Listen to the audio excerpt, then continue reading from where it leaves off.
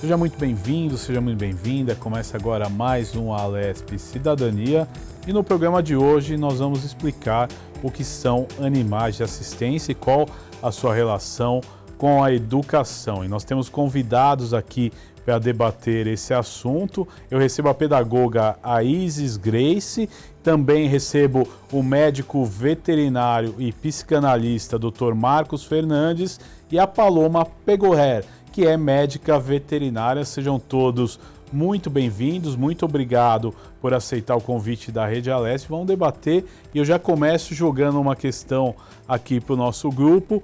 O que é um animal de assistência? Eu posso começar?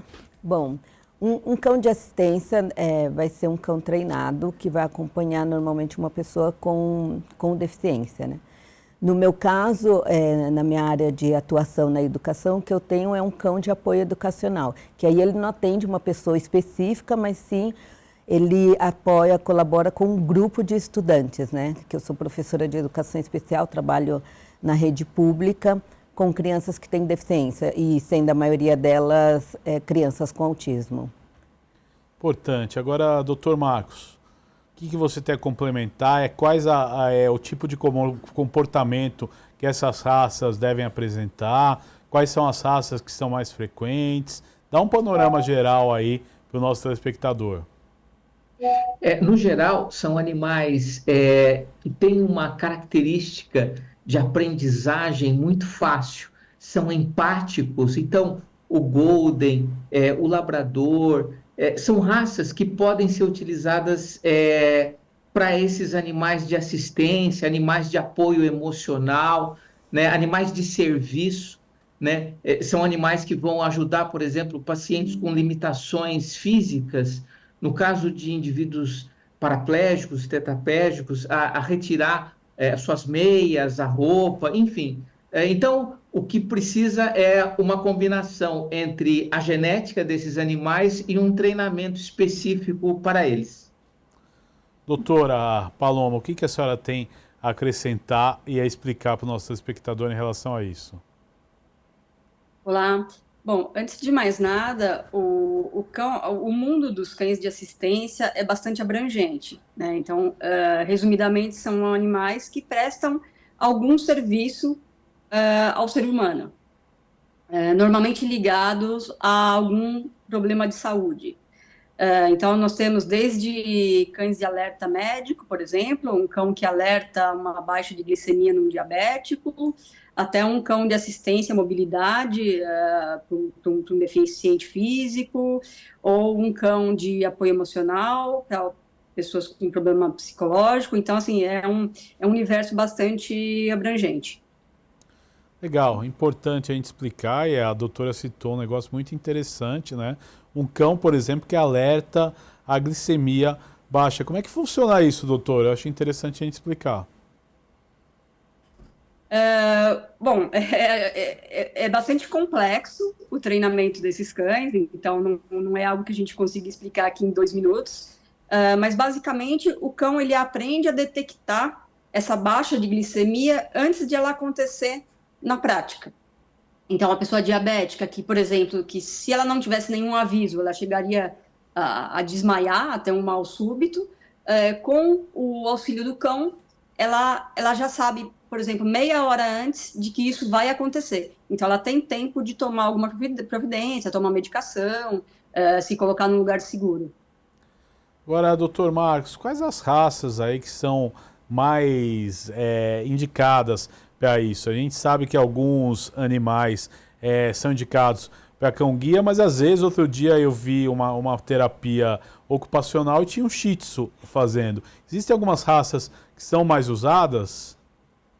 Existem. Agora, não só cães. Os animais de apoio emocional, por exemplo, pode ser o gato, pode ser o cavalo, né? A ecoterapia também é uma possibilidade para ajudar muito esse paciente. Então, a gente fala muito do cão, mas não necessariamente. Todo e qualquer animal, de alguma forma, até um coelhinho, um hamster, pode ter essa função de apoio emocional para as pessoas, né, com deficiência ou não, né? Por isso que são chamados animais de companhia, né? Eles fazem companhia para a gente, né? E nos auxiliam muito nessas questões. Agora eu queria saber quais os principais benefícios que os cães trazem para as pessoas, por exemplo, com deficiências físicas, condições, transtornos mentais e até condições específicas de saúde. Acho que a doutora Paloma ela pode nos ajudar. Então, como eu disse, existem várias áreas onde esses cães, ou melhor, esses animais, podem trabalhar, e é muito bem dito pelo Dr. Marcos. Nós temos até ratos gigantes trabalhando como animais de assistência. Na África tem muito. De que maneira? Então, começando do mais básico, o apoio emocional, isso qualquer animal vai dar àquela pessoa com quem ele está trabalhando. Só a presença do animal já faz com que a pessoa se sinta mais segura, mais confortável. E aí a gente entra na parte mais técnica, né, que são cães mais treinados, no caso dos cães de alerta médico, dos cães de assistência ao autismo, eles têm um treinamento específico para ajudar especificamente aqueles casos. Pessoas com problema de epilepsia, eles avisam também antes de acontecer. Então, são inúmeras atividades que esses cães, que esses animais podem executar. Agora, Grace, queria que você contasse um pouco aí do seu projeto, né? Como é que surgiu e como é que ele funciona? Bom, eu comecei uns anos atrás a fazer um trabalho voluntário, que aí eu descobri, por meio da pesquisa na internet, que existia opções de fazer trabalho voluntário com um cão.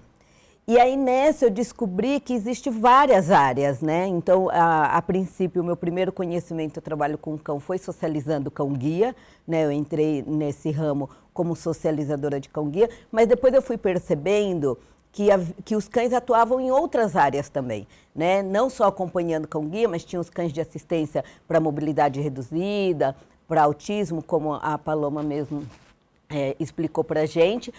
Porém, nesse processo eu descobri que poderíamos ter cães para trabalhar conosco. Então, um terapeuta pode ter um cão para trabalhar com ele, um professor pode ter um cão para trabalhar com ele. Nós podemos ter envolvimentos com ONG, fazer visitas em hospitais com os cães.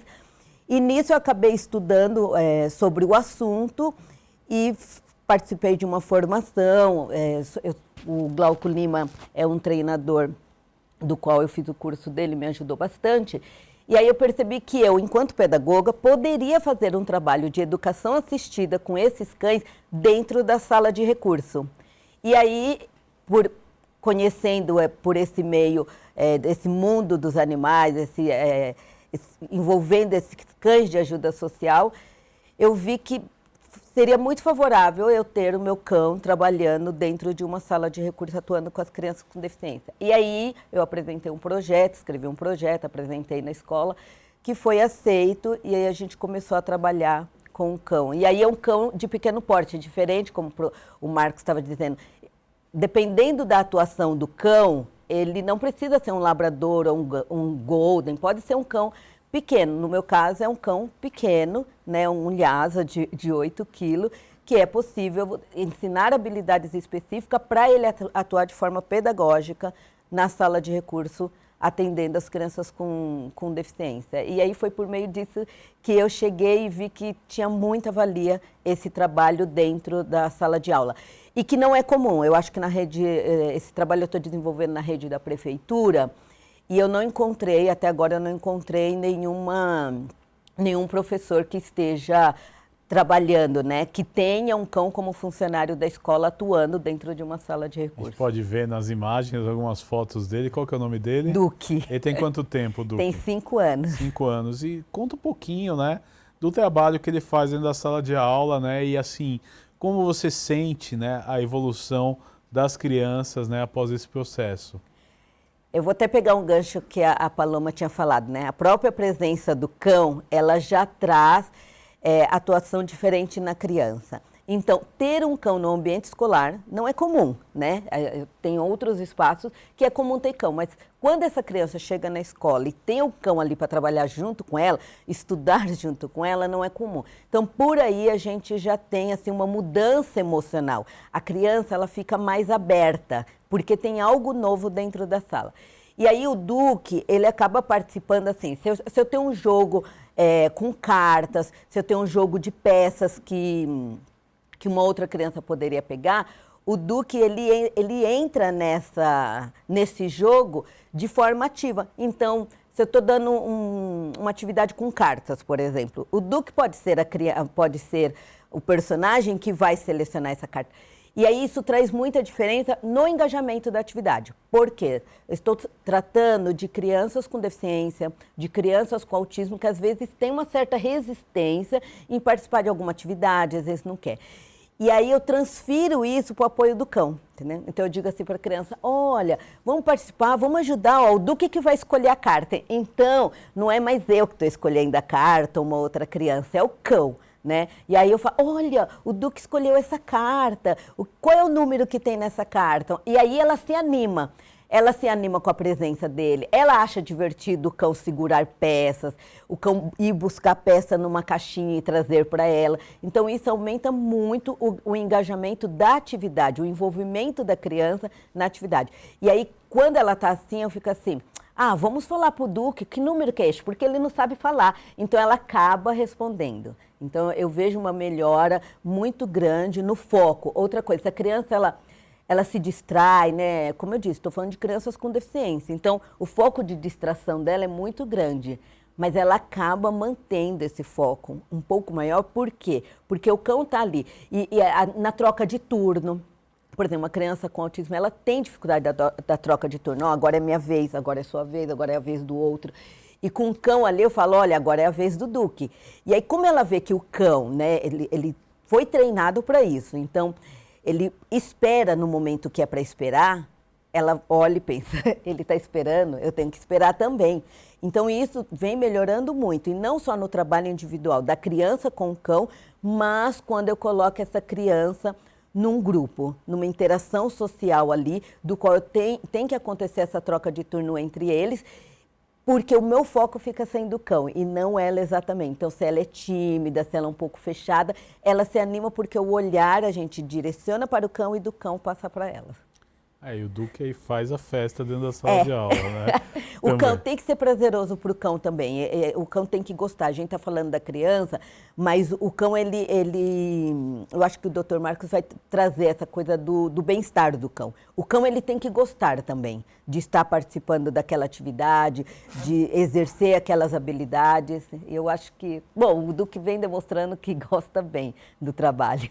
Acho que tem um gancho legal, né, Dr. Marcos, que ela falou agora, que é exatamente isso, né? Que tem que ter um bem-estar para o cão, porque é uma atividade de tanta responsabilidade, se a gente for pensar, né? Que pode gerar um estresse no animal. E aí eu quero que o senhor conte para nós, né, a questão do bem-estar. É interessante que existe um hormônio que também é considerado um neurotransmissor chamado ocitocina. Também é chamado de hormônio do prazer ou hormônio do bem-estar. Há uns anos atrás saiu uma pesquisa importante numa revista de fator de impacto expressivo na ciência, que dizia que quando o tutor olha para o cão e o cão olha para o tutor, há liberação dessa substância, chamada ocitocina, trazendo uma sensação de bem-estar para o tutor e para o tutelado, para o animal. Nesse caso, a gente não está tratando de tutor, né, nem de tutelado, a gente está tratando de um cão que tem uma assistência numa sala de aula, mas é possível que o fenômeno, né, o mecanismo de ação seja o mesmo. Deve haver na liberação dessas crianças esse neurotransmissor, trazendo essa sensação boa, que é estar na presença de um cão em sala de aula. Legal, doutora Paloma. E a questão, por exemplo, de pessoas, né, que sofrem de depressão, de alguns transtornos de ansiedade, como os cães eles podem ser úteis nesse processo aí de melhora no estado geral? Legal. Só para ficar bem claro, é importante dividir o tipo de trabalho desses cães. Então, nós temos, como a professora Isis falou, tem esses cães, vamos dizer assim, entre aspas, genéricos, que atendem várias pessoas, várias crianças, ele está ali para dar aquele suporte, aquele conforto. E nós temos os cães treinados especificamente, treinados e selecionados, esse é um dos nossos trabalhos, selecionar esses cães que são aptos a uma determinada tarefa para uma determinada pessoa, né? Então, é um conjunto. A pessoa tem que gostar do cão, o cão tem que gostar da pessoa, para que eles possam trabalhar juntos e ter um resultado efetivo. Esse treinamento, ele começa muitas vezes desde o nascimento do filhote. Então, dentro de uma ninhada, a gente já seleciona quais são aqueles cães que vão ser melhores em uma função ou em outra.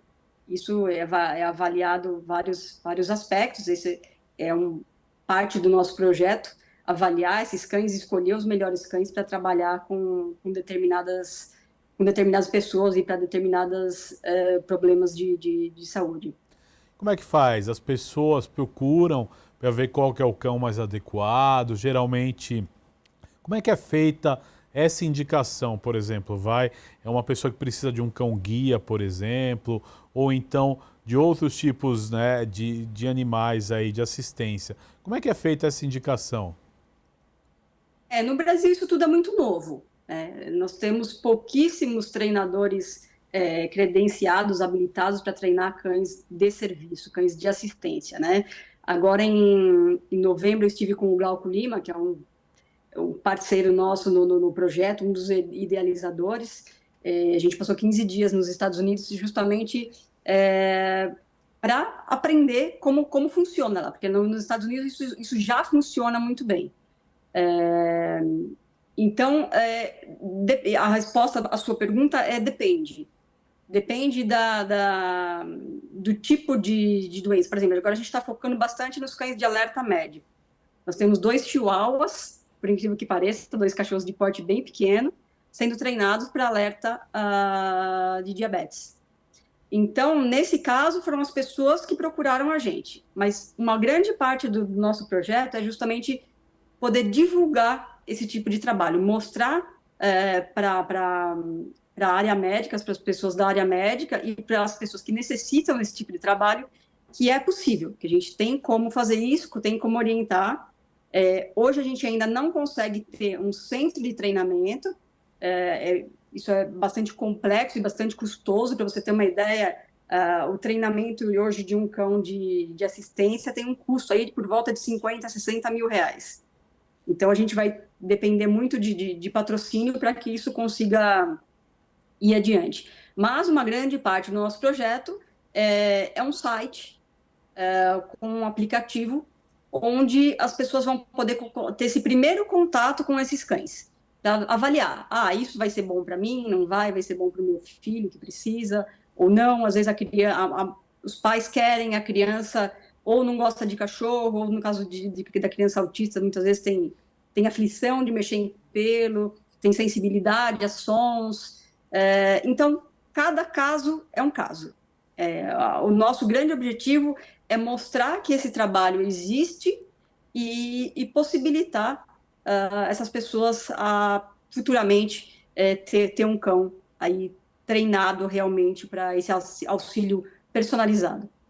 Agora, Isis, quais foram os principais, né, benefícios aí que você observou na interação dos alunos com o cão, né, no aprendizado e também no bem-estar? Eu penso que os benefícios que nós tivemos maior foram de questões afetivas. Eu acho que é o maior benefício. A gente tem os benefícios acadêmicos, de engajamento da atividade, mas eu penso que são as questões afetivas, né? Porque aquilo que... Eu penso que a gente, de uma maneira geral, aquilo que a gente vivencia, do qual mexe com as nossas emoções, a tendência é você levar isso para a sua memória de longo prazo e carregar para a sua vida, né? Então, talvez, eu penso que daqui a alguns anos, talvez a criança não lembre exatamente de algum conteúdo que eu ensinei, mas ela vai lembrar que na escola dela ela teve um cão que ajudou ela em atividades, porque isso mexe com a emoção. Então, eu penso que as questões socioemocionais foi um dos maiores ganhos que nós tivemos assim, na escola, porque você ter esse diferencial neste espaço, ter esse envolvimento emocional, esse envolvimento afetivo, que tem essa partilha, né? Acompanhado de um ser que é muito diferente do seu dia a dia escolar, né? Pensando no olhar da criança. Então, eu penso que o benefício emocional, a gente está dando um ganho muito grande, porque as mães, elas relatam assim, minha filha não gosta de perder a aula, ela gosta de ir para a aula. Então, tem um conjunto de coisa naquele espaço que faz com que ela sinta prazer de ir, que ela quer ir, ela quer estar ali. E aí, se aquele ser, aquela criança, ela quer estar naquele lugar, ela quer estar participando daquilo, a chance de aprendizagem aumenta muitíssimo, né? A chance de interagir, de construir vínculos aumenta. Então, eu penso que temos diversos ganhos em diversas áreas, mas as questões emocionais, você vê a criança participando com alegria, se divertindo naquele momento, eu acho que é um dos nossos maiores benefícios que nós temos na escola. Às vezes eu já encontrei, por exemplo, famílias no pátio, quando está entrando na escola, e falam, eu queria transferir minha filha para essa escola, porque aqui tem um trabalho com a educação especial. E eu, não, mas todas as escolas têm. Não, mas na outra escola não tem um projeto com cachorro. Minha filha adora um cachorro.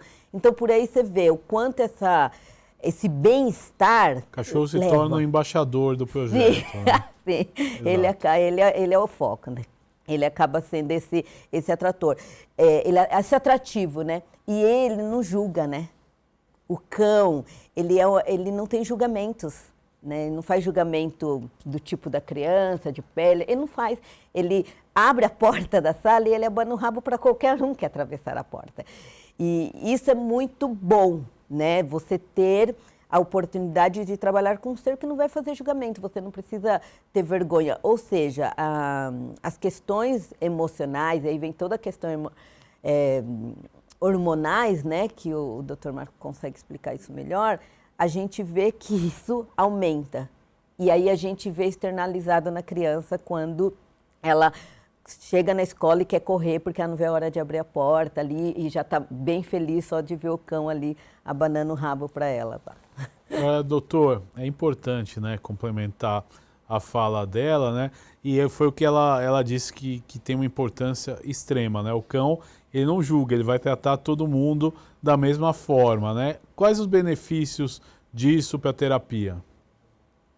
Uma vez eu perguntei para um médico da Unifesp qual tinha mais resultado, se era o cachorro, né, atendendo ali em convívio com as crianças, né, que estavam hospitalizadas, ou os doutores da alegria, os palhaços que fazem um trabalho incrível com os pacientes, né? E ele falou, olha, eu entendo que são os cães, porque isso que a professora Isis falou é verdade, o cão não julga, o cão não tem crítica, ele brinca com todos de forma indistintamente. O palhaço, ainda que um grande artista ali na condição de trabalho dele, o olhar é de humano, né? A gente não deixa de ser humano, ainda que travestido de palhaço, para um trabalho importante como eles fazem, né? Então a gente tem o nosso olhar de piedade, de compaixão, que pode ser um obstáculo, né, à cura ou à melhora desse paciente. Agora, voltando à questão hormonal, eu acho que essa seria uma explicação mecanicista, linear e cartesiana para o quadro. Eu entendo até como uma relação diferente. Eu estudo campos morfogenéticos, né, que fazem com que talvez seja uma explicação mais subjetiva, científica, mas subjetiva ainda, para o animal ter uma premonição do paciente diabético que sofrerá uma hipoglicemia importante e poderá falecer, desmaiar, alguma coisa assim, ou paciente epilético que numa pré-convulsão ele detecta, além da detecção de odores que podem ser liberados pelo paciente humano nessa condição. É perceptível ao cão, até porque nós temos cerca de 5 milhões de células olfativas e o cão tem 220 milhões de células olfativas, né? Então, a olfação parece ser um importante mecanismo de explicação, mas eu creio em outros, como os campos morfogenéticos. Legal. Nós vamos para um rápido intervalo nesse Alesp Cidadania. Já já a gente volta falando muito mais sobre cães de assistência. Rapidinho, a gente já volta.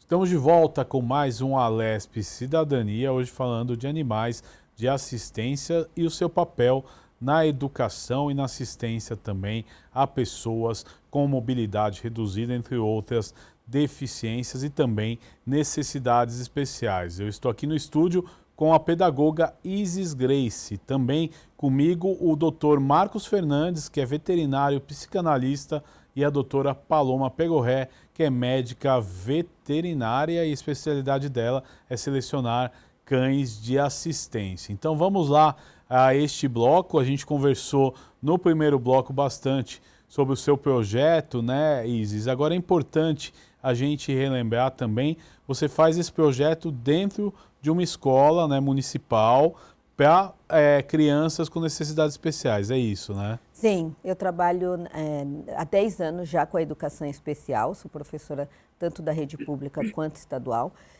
mas a prefeitura ela tem uma abertura maior para inserção de projetos novos. E aí nessa sala de recursos, porque essas crianças elas sempre vêm, ela frequenta a escola, a sala regular e no contraturno ela vem conosco no atendimento à sala de recurso. Então, lá eu atendo cerca de 22 crianças no total, mas elas não vêm todas juntas, elas são separadas por grupos, então a gente divide em grupos de 4 a 3 crianças que frequentam essas aulas com a gente no contraturno. E aí a gente consegue incluir o projeto do cão nessas aulas. Então, o Duque ele vai na escola 4 vezes na semana, então uma vez na semana ele tem a folga, e além dos finais de semana a gente precisa garantir o tempo de folga dele. E o atendimento direto da criança com o cão, ele vai girar em torno de 15 a 20 minutos, porque a gente também não pode saturar o cão, é muita demanda para ele, né, quando a gente coloca ele no atendimento ou individual, ou no meu caso vai até 4 ou 3 crianças, né? Esse é o número de crianças que é atendido por grupo. Mas mesmo assim, as crianças elas ficam comigo um tempo de atendimento de 1h30, mas o cão ele não fica 1h30 atuando, porque é demais para ele. Então, a gente divide uma atividade com a interação do cão e uma atividade sem a interação do cão, justamente para garantir esse bem-estar do cão. Então, ele participa ali da atividade por até 20 minutos, depois esse cão, ele se resguarda, ele vai para a caixinha dele de transporte, né? Tem um cantinho lá de descanso dele, ele sai de ação e o trabalho continua com a criança. E isso a criança ela vai entendendo também, ela vai entendendo esse tempo de ação, sabe? De dizer, olha, agora ele precisa descansar, agora é o tempo dele, ele descansa e a gente continua. No começo, a gente precisa dialogar muito com a criança, porque deixar ela quer ele o tempo todo ali, né? Mas não, a gente vai explicando e hoje ela super entende, ele já está atuando desde fevereiro comigo na sala regular, então entende que ele vai participar de uma atividade e depois ele vai descansar. Porque depois aí eu tenho um tempo aí de descanso para esse cão de 1h, 1h30, até o atendimento com o próximo grupo, né? Então a gente vai garantindo essa troca de descanso, tanto para a criança que está sendo atendida, quanto para o cão também. E na prefeitura, na rede estadual ainda não consegui implementar, mas a prefeitura ela tem essa abertura, né? Existe dentro do projeto político-pedagógico da escola essas alternativas de projetos extras que a gente leva como experimental, dando certo, a gente continua. Olha, doutor Marcos, é importante a gente explicar qual que é o papel do psicanalista, né, no acompanhamento aí de pacientes que utilizam cães de assistência, como esse vínculo, né, do animal e do tutor pode ser fortalecido. Pois bem, esse vínculo tutor e paciente, né, digamos assim, tutor e animal, melhor dizendo, ele tem sido cada vez mais estudado. Ainda a gente está engatinhando com relação aos benefícios que esses animais podem trazer para essas pessoas, mas sabemos que são inúmeros, inúmeros. Eu me refiro apenas do ponto de vista científico. O papel do psicanalista é o acompanhamento desse paciente, né? Acompanhamento na melhora da socialização, da cognição, do engajamento com relação às atividades sociais, né? Então, o objetivo do psicanalista é o acompanhamento desse paciente humano que recebe a ação desse cão, considerado aí também um coterapeuta nesse processo, né? Legal, importante o esclarecimento. Doutora Paloma, e os cães, né, que são selecionados, treinados e preparados para isso, eles precisam ter repetição nos treinamentos, o tipo de uma reciclagem? Como é que funciona isso ao longo da vida do cão? E também se tem um período, se ele pode servir por algum período, depois tem que se aposentar. Como é que funciona isso? Sim, complementando uma fala anterior do Dr. Marcos, com uma curiosidade, é, no caso dos cães de alerta, eles são treinados para isso. Então, eles passam por um treinamento que dura aí por volta de 2 anos, e essa reciclagem é eterna. O treinador tem que continuar trabalhando com a pessoa que vai ficar com esse cão para o resto da vida, por enquanto, pelo tempo que o cão estiver trabalhando. Normalmente, eles trabalham até os 8, 10 anos de idade, dependendo da raça do cão. Depois eles se aposentam, eles acabam virando o pet da família. Mas a curiosidade está onde? Mesmo os cães que não são treinados, vamos dizer um cão pet, um cãozinho de companhia de uma pessoa que tem diabetes. Esse cão, existem muitos relatos de que esse cão, ele começa a ficar agitado, ele começa a avisar quando uma crise vai acontecer, mesmo sem ser treinado. Então, é a sensibilidade do cão, claro que também relacionado ao poder de faro deles, que é muito mais importante do que o nosso. Então, o cão, ele mesmo sem treino, ele começa a associar certas situações. Então, ele já sabe que quando ele sentir aquele odor X, dentro de pouco tempo, a pessoa vai ter uma crise. Então, veja que é uma coisa quase que natural dos cães. E o que a gente faz é dar uma mãozinha para a natureza, através nos 2 primeiros anos, um treinamento bem, não vou dizer pesado, porque para o cão aquilo é uma brincadeira, ele aprende brincando, mas é um treinamento diário, né? Para que ele leve a sério o que ele está fazendo, para que ele goste do que ele está fazendo. Os cães que a gente vê no início do treinamento, que não gostam do que estão fazendo, que ele é disperso, ou que ele preferiria estar fazendo outra coisa, eles são dispensados, né? Então, é um fator muito importante que o cão goste do que está fazendo. Isso para que ele se sinta bem e para que ele exerça a sua função da maneira que a gente gostaria. Agora, doutora, quais as experiências, né, com raças e com tipo de terapia, né, ou então de função que a senhora tem com os cães? Dê uns exemplos aí para o nosso telespectador, para que ele possa entender, por exemplo, que tal raça de repente pode prestar, né, uma terapia ou exercer uma função. Assim, os clássicos cães de assistência são o Golden Retriever e o Retriever do Labrador, né? São os cães onde a gente vê mais, no caso de cães guias de cego, cães de auxílio a pessoas com mobilidade reduzida. Esses são os clássicos. Mas, nesse nosso projeto, a gente está inserindo os cães de porte pequeno. Por quê? Porque as pessoas hoje em dia moram em espaços muito reduzidos. Às vezes é um pouco mais complicado você ter um cão de porte grande dentro de um apartamento de 30 metros quadrados. E a grande vantagem no caso dos cães de alerta médico é que o cão de porte pequeno, ele está muito próximo da pessoa o tempo todo. Então, é muito mais fácil você estar no seu colo com um chihuahua do que com um golden retriever. E esse treinamento que a gente vem fazendo tem provado que na questão faro, eles são tão bons quanto. Só até hoje não tinha sido dada a devida atenção aos cães de porte pequeno e médio, mas eles podem ser tão eficientes quanto, na maioria das funções. Agora, doutor Marcos, o senhor falou em outros animais, né? Eu quero que o senhor aproveite o gancho da doutora e dê outros exemplos aí de, né, outros tipos de animais com terapias e também com funções aí importantes para tratamentos, né?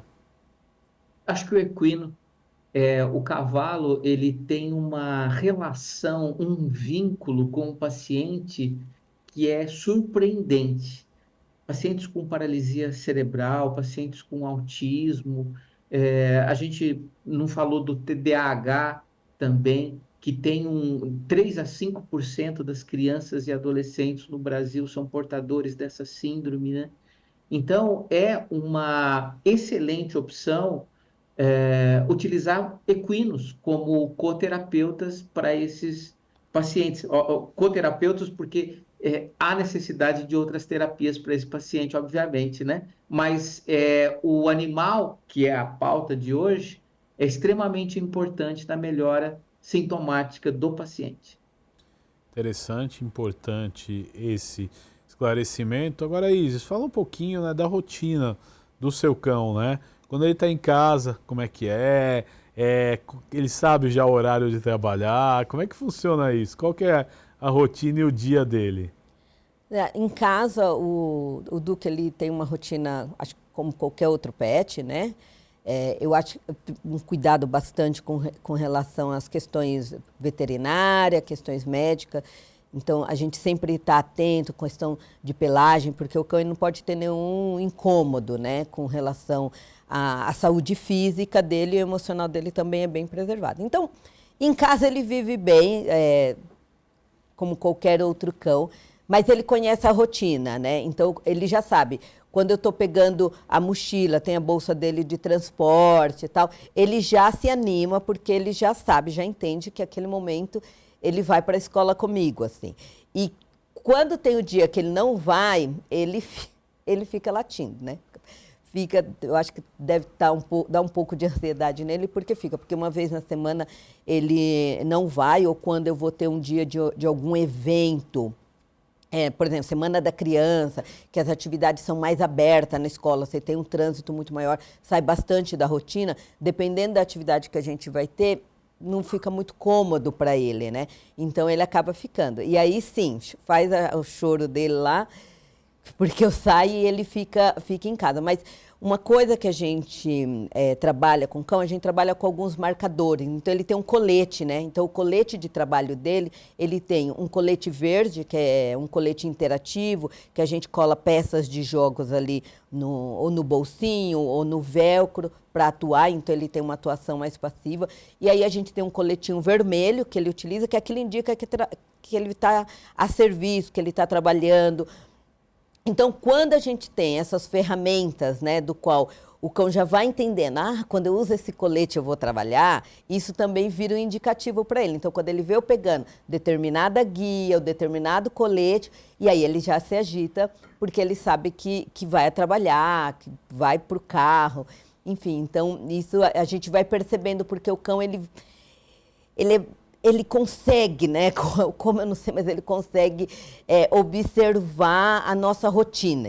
O cão é um bicho muito observador. Então, ele sabe, pegou a guia ali, pegou o colete aqui, hoje é dia de eu ir trabalhar, né? Então, ele já sabe, já entra no carro, já se posiciona. Quando chega na escola também, tem um lugar certo para fazer xixi. Isso é muito legal, porque uma das preocupações que a gente tem é isso. Mas se ele fica...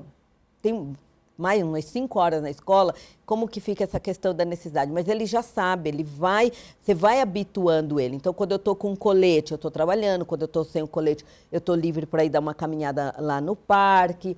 eu estou livre para ir lá fazer xixi. Então, esses marcadores fazem com que ele compreenda. Olha, agora estou indo trabalhar e agora não. Agora eu estou livre para ficar em casa, para passear. Então, a gente mantém todos esses cuidados com ele. Cuidado com a alimentação também, né? Então, assim, não que seja só com ele, porque ele é um cão que atua na escola, não. Com qualquer cão a gente tem que ter. Mas com ele a gente fica bastante atento, porque é um cão que está inserido com um público infantil, assim. Então, a questões de saúde física e mental do cão, ela tem que estar bem preservada. Para isso, a gente precisa ter um veterinário de confiança, porque se acontece alguma coisa, a gente liga e vai percebendo se o cão está bem e não está.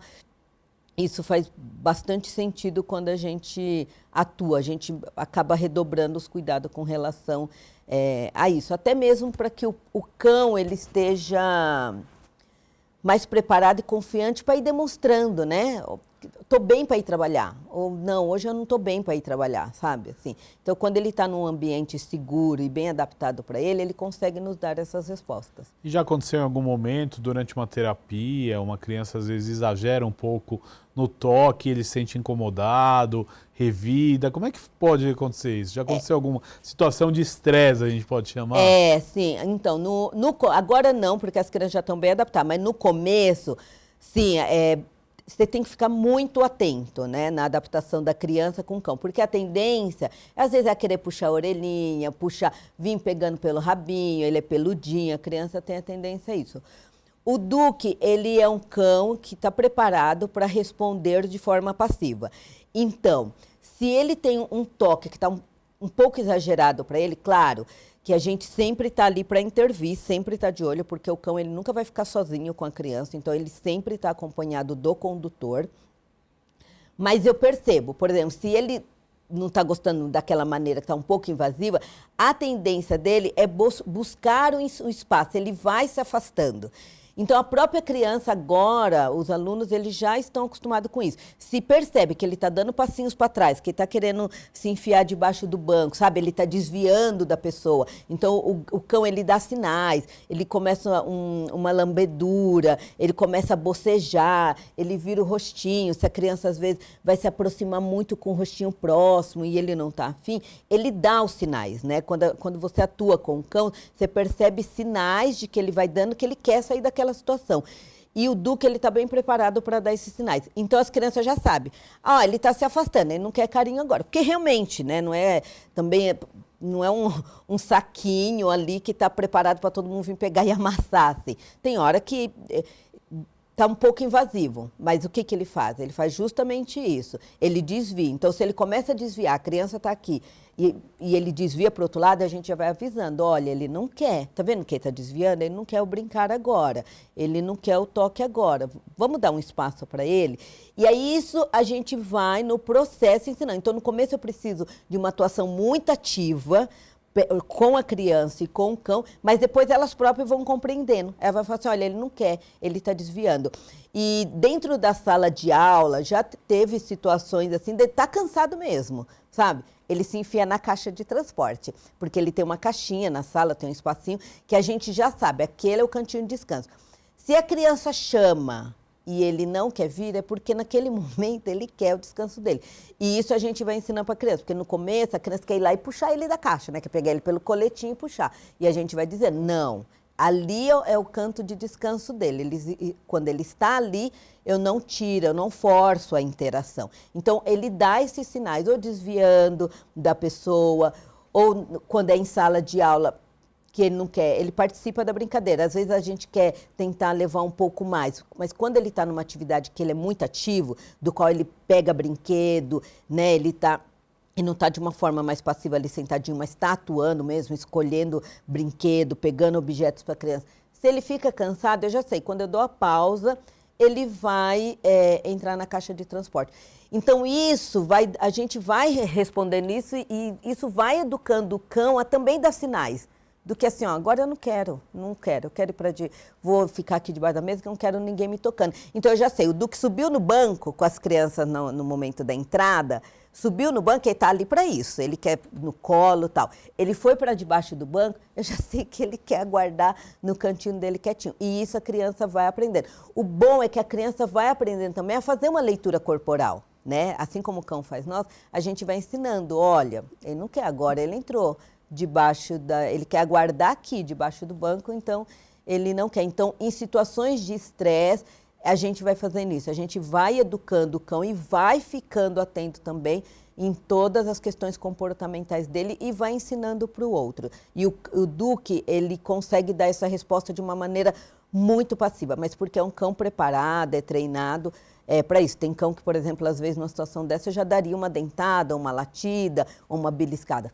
Não é o caso dele, né? Ele já foi atendido, ensinado a isso. Estou desviando, e aí é o momento que a gente respeita esse desvio dele, ele entende, legal, essa é a resposta que eu tenho que dar. Se eu não estou afim, eu faço desse jeito e minha tutora vai entender. Olha, agora eu não quero, as pessoas que estão à minha volta vai entendendo que eu não quero. E isso a gente trabalha muito a questão do respeito ao outro, respeito ao toque, né? Porque senão fica parecendo também que o corpinho do cão é público, todo mundo toca, todo mundo puxa, e aí a criança vai aprendendo, não posso puxar. Então, hoje isso já está bem tranquilo na escola. Legal. Bem importante. Doutora Paloma, e de repente, vamos supor, alguém que tem um cão, né? Por exemplo, descobre, uma diabetes e quer treinar esse cão, e aí outros exemplos. É possível você treinar o seu cão ao longo da vida, numa necessidade? Como é que funciona isso? É possível, mas é muito mais difícil. Um cão que foi selecionado desde o nascimento, ou melhor, até às vezes antes do nascimento, né? Porque a gente escolhe o pai, escolhe a mãe.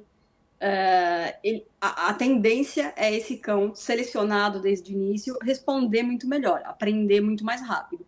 Mas existem casos, sim, de pets, de cães da família, que foram treinados e que executam muito bem a função. Então, é possível, sim.